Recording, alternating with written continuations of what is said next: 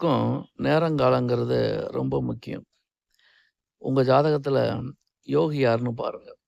அந்த யோக கிரகம் தசாபுத்தி நடத்தினாலும் சரி, அந்த யோக கிரகம் நிக்கின்ற சாரம் இருக்கு இல்லையா?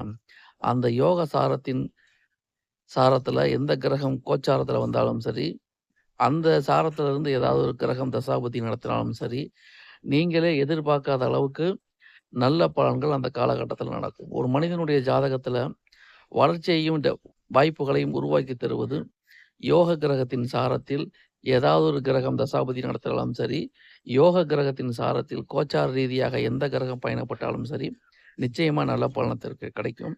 சுப கிரகங்கள் யோக கிரகத்தின் சாரத்தில் வரும்போது அதிகமான நல்ல பலனையும், அசுப கிரகங்கள் யோக சாரத்தின் மேல் கோச்சாரத்தில் வரும்போது தனது தீய பலனையும் குறைத்து தரும் என்பது ஒரு ஜாதகருக்கு முழுக்க முழுக்க நம்பிக்கை அளிக்கக்கூடிய விஷயம். இந்த அமைப்பு உங்க ஜாதகத்துல இருந்தா நல்ல காலகட்டம் இது.